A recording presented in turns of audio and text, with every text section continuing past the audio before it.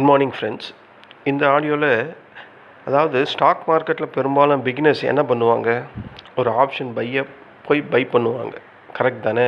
எல்லாருமே புதுசாக உள்ளே வரும்போது நல்லா எதில் அதிகப்படியான ஈர்ப்பு சக்தி அதிகமாக இருக்குன்னா ஆப்ஷன் பையிங்கில் இருப்போம். ஏன்னா ஆப்ஷன் பையிங்கில் ஏன் அந்த அதிகப்படியான ஈர்ப்பு இருக்கும் அப்படின்றத நான் பல வீடியோவில் சொல்லியிருக்கேன். ஆனால் கன்சிஸ்டண்ட்டாக இன்கம் எடுக்கிறவங்க அதிகப்படியாக ப்ரொஃபஷ்னல்ஸ் ட்ரேடர்ஸ் என்ன பண்ணுவாங்க அப்படின்னு கேட்டால், அவங்க எல்லாருமே ஜென்ரலாக ஆப்ஷன் செல்லிங்கில் தான் இருப்பாங்க. ஏன் அப்போ ஆப்ஷன் பையிங்கில் கன்சிஸ்டண்ட்டாக ப்ராஃபிட் பண்ண முடியாதா? ஏன் ஆப்ஷன் பையிங்கில் ப்ரொஃபஷ்னல்ஸ் ட்ரேடர்ஸ் இல்லையான்னு கேட்டால் இருக்கிறாங்க. அது வேறு, இது வேறு. இப்போ நான் இந்த ஆடியோவில் எதை பற்றி பேச போகிறேன்னா, ஆப்ஷன் செல்லிங்கை பற்றி தான் பேச போகிறேன். ஒரு ஆப்ஷன் பையரை விட ஆப்ஷன் செல்லருக்கு தான் அதிகப்படியான ப்ராபபிலிட்டி, அதுவும் வின்னிங் ப்ராபபிலிட்டி இருக்குது அப்படின்னு ஒவ்வொருத்தரும் சொல்கிறாங்கல்ல. ஏன் சொல்கிறாங்க? அதை பற்றி தான் நான் இந்த ஆடியோவில் சொல்ல போகிறேன். அப்போ ஆப்ஷன் செல்லிங்னா என்ன அப்படின்றத முதல்ல நம்ம தெரிஞ்சுக்கணும். ஆப்ஷன் செல்லிங்கில் 2 வகை. என்னது? ஒரு கால் ஆப்ஷனை செல் பண்ணுறது, இல்லை ஒரு புட் ஆப்ஷனை செல் பண்ணுறது. இந்த 2 வகை இருக்குது. ஆப்ஷன் பையருக்கு பெரிய மூவ் வரணும் அப்படின்னு நம்ம எல்லாருமே எதிர்பார்ப்போம். ஏன்னா நான் ஒரு ஆப்ஷன் பையர். அதனால் எனக்கு இப்போ நான் அடிக்கடிக்கு சொல்கிற மாதிரி கேண்டில் ஸ்டிக்ஸில் பெரிய மூவ் வரணும், வெலாட்டிலிட்டி இருக்கணும் அப்படின்னு நான் ஒவ்வொரு வாட்டியும் சொல்கிறோம். ஏன்னா இதுதான் ஆப்ஷன் பையருக்கான ப்ராஃபிட் தரக்கூடிய வழி, இருக்கிற ஒரே வழி இதுதான். ஆனால் ஆப்ஷன் செல்லருக்கு அவங்க என்ன நினைப்பாங்கன்னா, கேண்டில் ஸ்டிக்ஸ் மூவே ஆகக்கூடாது, மார்க்கெட் பெரிய மூவ் வரவே கூடாது, சைட்வேயில் தான் இருக்கணும், இல்லை ஒரு ரேஞ்ச் பவுண்டில் இருக்கணும். அப்படி மூவ் வந்தால் கூட ஒரு ஏறத்தாழ கொஞ்சம் லெவலில் தான் இருக்கணும் அப்படின்ற மாதிரி நினைப்பாங்க. ஏன்னா ஆப்ஷன் செல்லருக்கு முக்கியமான அட்வான்டேஜ் என்னன்னா, மார்க்கெட் சைட்வேயில் போகணும். அவங்களுக்கு மிகப்பெரிய நண்பன் யாருன்னா இந்த டைம் டிகே, தீட்டா எஃபெக்ட். நமக்கு ஆப்ஷன் பையருக்கு மிகப்பெரிய எனிமி யாரான்னா டைம் டிகே, இந்த தீட்டா எஃபெக்ட். வித்தியாசம் தெரியுதுங்களா? நம்ம ஏன் ஈஸியாக நம்ம ப்ரீமியம் குறையுது, நம்ம ஏன் லாஸஸை நோக்கி போகிறோம் அப்படின்றது இந்த டிகே, அந்த டைம் டிகேயில் இருக்கக்கூடிய அந்த தீட்டா எஃபெக்ட் தான். அப்போது டைம் போக போக ஆப்ஷன் ப்ரீமியம் குறையும். அது பையருக்கு கண்டிப்பாக நான் சொன்ன மாதிரி அது எனிமியாக மாறும். ஆனால் ஆப்ஷன் செல்லருக்கு அது ஒரு நல்ல ஃப்ரெண்டு, டைமிங் ஃப்ரெண்டு அப்படின்னு சொல்லுவாங்க. அதனால தான் ஆப்ஷன் செல்லிங் பவர்ஃபுல் ஸ்ட்ராட்டஜி. எல்லாருமே அதிகப்படியான பெரிய பெரிய ஆளுங்கள்லாம் எதில் இருப்பாங்கன்னு பார்த்தா ஆப்ஷன் செல்லிங்கில் தான் இருப்பாங்க. ஏன்னா அதில் தான் வின்னிங் ப்ராபபிலிட்டி இருக்குது, ஈஸியாக காசு சம்பாதிக்க முடியும், ஒரு ரிஸ்க் மேனேஜ்மெண்ட்டையும் ஃபாலோ பண்ண முடியும் அப்படின்ற மாதிரி திங்க் பண்ணுறதுனால மிகப்பெரிய பெரிய ட்ரேடர்ஸ் எல்லாருமே எந்த சைடில் இருப்பாங்கன்னா ஆப்ஷன் செல்லிங் சைடில் தான் இருப்பாங்க. இதை நானே ஒத்துக்கிறேன். நானே ஒரு ஆப்ஷன் பையர் தான். நானே கூட சொல்லுவேன், ஆப்ஷன் செல்லிங் தான் பவர்ஃபுல் ஸ்ட்ராட்டஜி இந்த ட்ரேடிங்கில் அப்படின்னு சொல்லுவேன். அப்போது எங்கே ட்ரேட் பண்ணலாம் அப்படின்னு கேட்டால், இந்த நம்ம எல்லாருக்குமே தெரியும். இது புதுசாக இருக்கவங்களுக்காக நான் சொல்கிறேன். எந்தெந்த ட்ரேட் பண்ணலான்னா என்எஸ்சியில், பிஎஸ்சியில். என்எஸ்சியில் குறிப்பாக என்ன மாதிரி இண்டெக்ஸில் ட்ரேட் பண்ணலான்னா நிஃப்டி 50, பேங்க் நிஃப்டி, சென்செக்ஸு, அந்த மாதிரி இதுலலாம் நம்ம ட்ரேட் பண்ணலாம்.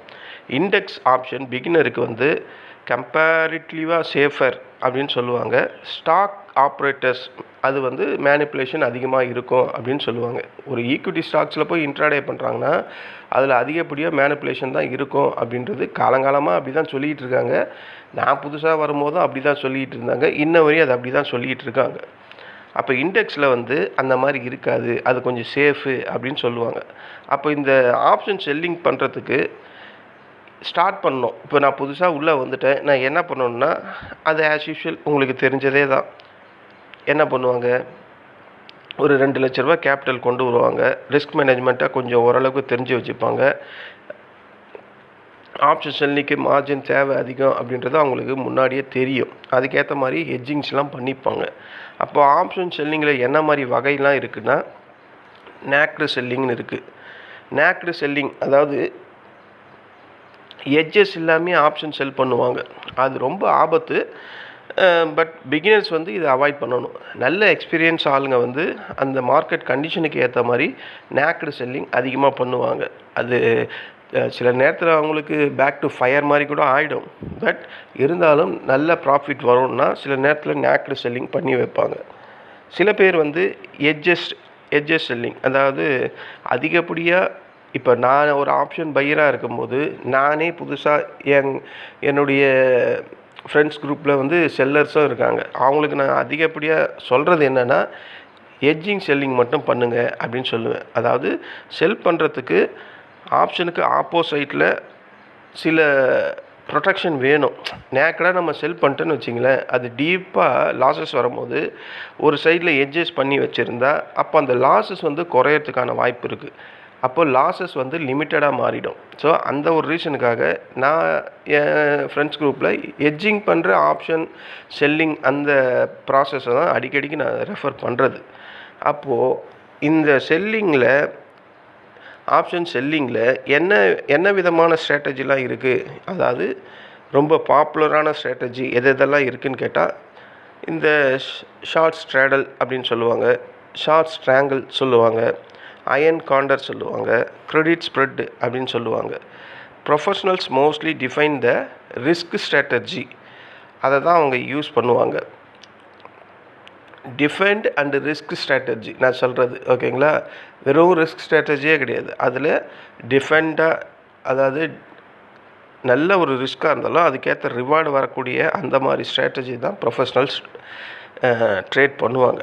அப்போது டைம் டிகே எப்படி வேலை செய்யுது அப்படின்னு கேட்டால், ஆப்ஷன்ஸ் பையருக்கு டைம் டிகே டெய்லியும் குறைஞ்சிக்கிட்டே இருக்கும் ப்ரீமியம். இது நமக்கு எல்லாருக்குமே நல்லா தெரியும்.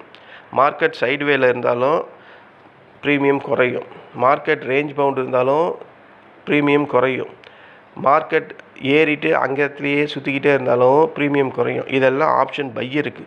ஆனால் மார்க்கெட் சைட்வேல இருந்தால் செல்லருக்கு ஃபஸ்ட் கிளாஸ் ப்ராஃபிட் வரும். மார்க்கெட் ஸ்ட்ராங் பிரேக் அவுட் பண்ணால் மட்டும்தான் செல்லருக்கு லாஸஸ் வரும். ஆனால் அதுக்கேற்ற மாதிரி அவங்க ஹெட்ஜிங் பண்ணுவாங்க. ஸோ ப்ராபபிலிட்டி ஏன் இந்த மாதிரி எல்லா இடத்துலையும் அவங்களுக்கு இருக்குன்னா இந்த மாதிரி ரீசன் தான். ஒரு உதாரணத்துக்கு மார்க்கெட் சைட்வேலையோ இல்லை எக்ஸ்பைரி டேலையோ இந்த மாதிரி நேரத்தில் அதிகப்படியாக ஆப்ஷன் செல்லருக்கு தான் மார்க்கெட் கை கொடுத்து கையை பிடிச்சி தூக்கும், அதாவது ப்ராஃபிட் சைடுக்கு கொண்டு வரும்.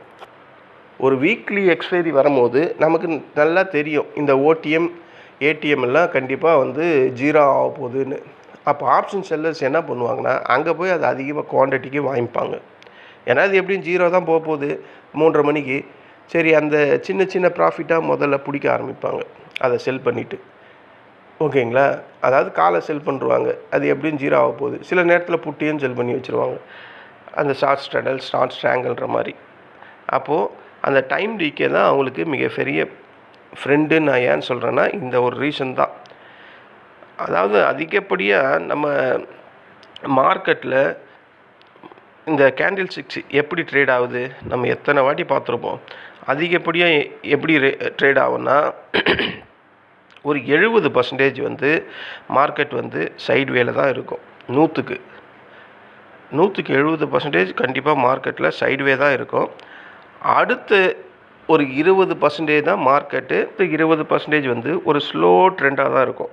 அதாவது பெரிய லெவலில் மொமெண்டம் இருக்காது, ஸ்லோ ட்ரெண்டாக தான் இருக்கும். அடுத்த 10% தான் நல்ல பிரேக் அவுட், அதாவது பெரிய மொமெண்ட்டாக இருக்கும். அந்த 10% தான் நமக்கு ஆப்ஷன் பையருக்கு. அப்போ பார்த்துக்குங்க, ஒரு ஆப்ஷன் செல்லர்ஸ்க்கு மார்க்கெட்டு 90% அவங்களுக்கு தான் ஹெல்ப் பண்ணுது. 10% மட்டும்தான் ஆப்ஷன் பையருக்கு ஹெல்ப் பண்ணுது. இந்த 10%ல் நம்ம எத்தனை பேர் ப்ராஃபிட்டு உள்ளே போயிட்டு ப்ராஃபிட்டுக்கு வெளியே அன்றைக்கே ப்ராஃபிட் புக் பண்ணி வெளியே வரோம் அப்படின்னு கேட்டால், ஏன் அப்போ ஆப்ஷன் பையர்ஸ் அதிகமாக லாஸ் ஆகிறாங்கன்னா மார்க்கெட்டே அப்படி தான் இருக்குது. மார்க்கெட்டோட டைமென்ஷனே அப்படி தான் வடிவமைக்கப்பட்டிருக்கு. அப்போது இதில் ஆப்ஷன் செல்லர்ஸ் தான் அதிகப்படியான வின்னிங் ப்ராபபிலிட்டி 90% இருக்குது. நம்ம இப்போ இந்த பார்த்த இந்த ரேஷியோவில் பார்த்தா 90% அவங்களுக்கு தான் அதிகப்படியான வின்னிங் ப்ராபபிலிட்டி இருக்குது. அப்போது ஏன் எல்லா ப்ரொஃபஷ்னல்ஸும் எல்லா பெரிய பெரிய ட்ரேடர்ஸும் ஏன் ஆப்ஷன் செல்லிங்கில் இருக்காங்க அப்படின்றதும் இப்போ உங்களுக்கு புரிஞ்சிருக்கும். கரெக்டாக? இந்த வீடியோவை பார்த்துட்டு எத்தனை பேர் ஆப்ஷன் செல்லிங்கில் போக போகிறீங்கன்னு எனக்கு தெரியல. இருந்தாலும் ஆப்ஷன் செல்லிங்கில் இருக்கக்கூடிய அந்த A to Z அப்படின்னு சொல்லக்கூடிய இந்த தலைப்புக்கு ஏற்ற மாதிரி நான் எல்லாத்தையும் சொல்லிடுறேன். இதில் ரிஸ்க் மேனேஜ்மெண்ட் எப்படி இருக்கும் ஆப்ஷன் செல்லிங்கில் அப்படின்னா, கேபிட்டலில் 2%க்கு மேலே ரிஸ்க் எடுக்கவே கூடாது. ஆல்வேஸ் வந்து ஹெட்ஜிங்கிற ப்ராசஸை தான் நீங்கள் கையில் எடுக்கணும். ஓவர் ட்ரேடிங் ஓவர் ட்ரேடிங்கில் நீங்கள் போக மாட்டீங்க. அப்படி போகிற மாதிரி இருந்தால் அதை கண்டிப்பாக அவாய்ட் பண்ணிடணும். மேஜர் நியூஸ் ஏதாவது இந்த மாதிரி போர் நியூஸு இல்லை வேறு ஏதாவது நியூஸ் வரும்போது பெரிய கேப் டவுன் பெரிய கேப் அப் வரும்போது அது உங்களுக்கு பெரிய பிரச்சனையாக மாறிடும். ஓவர் நைட் பொசிஷன்லாம் வச்சுருந்தீங்கன்னா, ஏன்னா அதிகப்படியாக option sellers over night position தான் வைப்பாங்க, இது ஊருக்கே தெரியும். அப்போது திடீர்னு ஒரு பெரிய கேப் அப்போ ஒரு பெரிய கேப் டவுன் வரும்போது அவங்க திடீர்னு போய் ஓப்பன் ஆகும்போது பல ஸ்ட்ராட்டஜியை அதுக்கு இம்ப்ளிமெண்ட் பண்ணுவாங்க. ஏன்னா மிகப்பெரிய லாஸஸ் இருக்கும். ஏன்னா ஆப்ஷன் செல்லருக்கு ரிஸ்க்கு வந்து அன்லிமிட்டெட், ஓகேங்களா. ஆப்ஷன் பையருக்கு ப்ராஃபிட் வந்து அன்லிமிட்டெட். அவங்களுக்கு லாஸ் அன்லிமிட்டெட், நமக்கு ப்ராஃபிட் அன்லிமிட்டெட். ஆனால் 10% தாங்க இருக்குது ஆப்ஷன் பையர் ஜெயிக்கிறதுக்கு. அதை நம்ம மறுபடியும் தெரிஞ்சுக்கணும். அப்போது ப்ராபபிலிட்டி ஃபுல்லாக அவங்களுக்கு இருக்கிறதுனால அவங்க ரிஸ்க் மேனேஜ்மெண்ட்டை கண்டிப்பாக ஃபாலோ பண்ணியே தீரணும். இந்த மாதிரி மேஜர் நியூஸு, வாரு, அந்த ஆர்பிஐ நியூஸு, இந்த ஜெரோன் பவல் நியூஸு, அவங்களோட வேர்ல்டு நியூஸு, இது மாதிரி எந்த நியூஸ் வந்தாலும் மார்க்கெட் பெரிய கேப் அப் பெரிய கேப் டவுன் வரும். அப்போது பல ஆப்ஷன் செல்லர்ஸோட அக்கௌண்ட்டெல்லாம் ஜீரோ ஆகிடும். ஸ்டாப் லாஸ் இல்லாமல் மறுபடியும் செல் பண்ணிக்கிட்டே இருந்தால் கண்டிப்பாக அக்கௌண்ட் ஜீரோ ஆகிடும். ஸ்டார்ட் ஸ்ட்ராடல்னால் என்ன, அந்த நான் முக்கியமான பாப்புலர் ஸ்ட்ராட்டஜி ஆப்ஷன் செல்லிங்கில் ஒரு 4 சொன்னேன்ல, அது மாதிரி எவ்வளவோ ஸ்ட்ராட்டஜி இருக்குது. ஒவ்வொன்றும் நம்ம ஒவ்வொரு வீடியோவில் தனித்தனியாக பார்க்கலாம். நல்ல அது சுவாரஸ்யமாக இருக்கும். அப்போது ஆப்ஷன் செல்லருக்கான அட்வான்டேஜ் மார்க்கெட்டில் என்னன்னு கேட்டால், ஹை ப்ராபபிலிட்டி செட்டப் கண்டிப்பாக வச்சுருப்பாங்க. ரெகுலர் இன்கம் எடுக்கிறதுக்கான வாய்ப்பை அவங்க அமைச்சு வச்சுருப்பாங்க. டைம் டிகே அவங்களுக்கு மிகப்பெரிய அட்வான்டேஜு. சைட்வே மார்க்கெட் தான் அவங்களுடைய பவர், அவங்களுக்கான பவர்ஃபுல் ஸ்ட்ராட்டஜி. டிஸ்அட்வான்டேஜ் என்னன்னு பார்த்தா அன்லிமிட்டஸ், அதாவது ஒரு நேக்கடாக செல்லிங் பண்ணும்போது அவங்களுக்கு அதிகப்படியான அன்லிமிட்டெட் லாஸஸ் வர்றதுக்கு வாய்ப்பு இருக்குது. ஹை கேபிட்டல் அவங்களுக்கு தேவை. இதுதான் ஒரு ஆப்ஷன் பையர் வந்து ஆப்ஷன் செல்லிங்குள்ளே போகிறதுக்கு விரும்பாத காரணமே இந்த ஒரே ஒரு ரீசன் தான். ஹை கேபிட்டல் 2.5 லட்ச ரூபா கேட்பான் ஒரு நேக்கடு செல்லிங் பண்ணால். ஒரு ஹெட்ஜிங் பண்ணால் ஓரளவுக்கு காசு குறையும். எப்படி இருந்தாலும் ஒரு 1.5 லட்ச ரூபா தேவைப்படும். 1.5 லட்ச ரூபா வச்சு நம்ம ஆப்ஷன் செல்லிங் பண்ணணுமா அப்படின்ற அந்த திங்கிங் தான் எனக்குள்ளே 1000 வாட்டி வந்தது. அதனால தான் நான் ஆப்ஷன் செல்லிங்கே பண்ணுறதில்ல. அந்த 1.5 லட்ச ரூபாவில் நான் ஒரு 30,000 இருந்தால் டெய்லி என்னால் ஒரு 1000 1500 ரூபாய் எடுக்க முடியும் அப்படின்னு நான் ஒவ்வொரு வாட்டியும் சொல்கிறதுக்கு ரீசனே இந்த ஹை கேபிட்டல் ரிக்யர்மெண்ட்டு தான் எனக்கு ஆப்ஷன் செல்லிங்கில் இருக்கக்கூடிய மிகப்பெரிய ஒரு டேஞ்சரஸாக நான் ஃபீல் பண்ணுறேன். வாய்ப்புகள் வந்து வின்னிங் வாய்ப்புகள் அதிகமாக தான் இருக்குது. அவ்வளோ பெரிய கேபிட்டலை போட்டு நான் ஒரு 2000 3000 எடுக்கிறதுக்கு லிமிட்டட் லாஸ்லேயே நான் ஆப்ஷன் பையிங்லேயே பண்ணலாம் அப்படின்ற மாதிரி ஃபீல் பண்ணதுனால தான் நான் அதுலேயே இருக்கேன். ஆனால் நான் ஆப்ஷன் செல்லிங்லாம் பண்ணியிருக்கேன், ஆனால் அது ரெகுலராக ப்ராக்டிஸ் பண்ணலை. ஏன்னா எனக்கு எப்போ ஒரு எக்ஸ்பைரி டேயில் வந்து அதை செல் பண்ணுறதுக்கு வந்து 1.25 லட்ச ரூபா என்னமோ கேட்டுது. அது எப்படியோ அது 0 தான் ஆக போகுது அந்த ஓடிஎம் அப்படின்னு நினச்சேன். ஆனால் அவன் அவ்வளோ கேட்டதுலேருந்து என்னடா அப்படின்ட்டு அதே நேரத்தில் இந்த மணியில் போய் ஒரு கால் ஆப்ஷனை வாங்கியிருந்தேன். மார்க்கெட்டு நான் வாங்கின நேரமோ என்னவோ தெரில, சடார்னு மேலே ஏறி போயிட்டான். அதாவது ஒரு ஷார்ட் கவரிங் ரேலி மாதிரி மேலே ஏறி போயிடுச்சு. அப்பத்துலேருந்து இந்த ஆப்ஷன் பையிங்கை தான் நான் பண்ணிக்கிட்டு இருக்கேன். என்னால் ஆப்ஷன் பையிங்கில் ப்ராஃபிட் பண்ண முடியுது. அதை நான் ஒவ்வொரு வாட்டியும் சொல்லிட்டு தான் இருக்கேன். அதுக்கான ஆப்பர்ச்சுனிட்டிக்காக நான் வெயிட் பண்ணுறேன். ஏன் என்னால் ரெகுலராக பண்ண முடியுதுன்னு கேட்டிங்கன்னா, நான் பெரிய லெவல் ப்ராஃபிட்டை எக்ஸ்பெக்ட் பண்ணுறதே கிடையாது. ஒரு நாளைக்கு 1500லேருந்து 2000 தான் எக்ஸ்பெக்ட் பண்ணுறேன். அது லாஸஸாக இருந்தாலும் அந்த லெவல் தான். இதை தான் நான் பல வாட்டி சொல்கிறேன். அதனால தான் நான் ஆப்ஷன் பையிங்லேயே போயிட்டுருக்கேன். நான் ஆப்ஷன் செல்லர்ஸாக ஆகாததுக்கு மெயின் ரீசன் வந்து அந்த ஹை கேபிட்டல் தேவை அப்படின்றதுனால தான். அடுத்தது sudden gap up gap down அப்படியெல்லாம் வந்தால் அவங்களுக்கு ரிஸ்க்கு, அதுதான் அதில் டிஸ்அட்வான்டேஜில் வரும். அப்புறம் எமோஷ்னல் ப்ரெஷர்ஸ் வந்து ஆப்ஷன் செல்லருக்கும் சில பேருக்கு இருக்கும், ஆனால் அதிகப்படியாக இருக்காது எமோஷன் ப்ரெஷர்.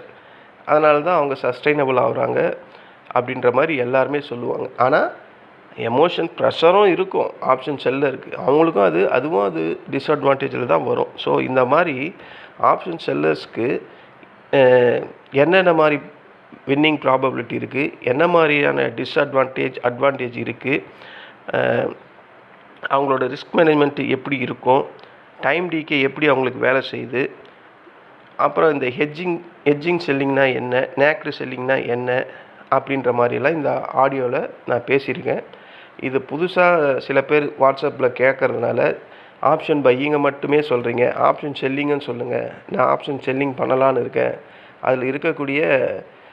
அதில் என்ன மாதிரியான ப்ராபபிலிட்டி இருக்குது அப்படின்ற மாதிரி கேட்டதுனால இந்த ஆப்ஷன் செல்லிங்கை நான் உங்களுக்கு ஆடியோவாக பதிவு பண்ணுறேன். இந்த ஆடியோ உங்களுக்கு பிடிச்சிருந்தா என்னுடைய சேனலை சப்ஸ்கிரைப் பண்ணுங்கள். நம்ம மீண்டும் வேறு ஒரு நல்ல ஆடியோவில் ஆப்ஷன் செல்லிங்கில் இருக்கக்கூடிய பல ஸ்ட்ராட்டஜி உள்ள அதுதான் முன்னாடியே சொன்னேனே, பாப்புலர் ஸ்ட்ராட்டஜிஸ்லாம் என்னென்ன இருக்கோ அதெல்லாம் நம்ம ஃபர்தராக டிஸ்கஸ் பண்ணலாம். நன்றி, வணக்கம்.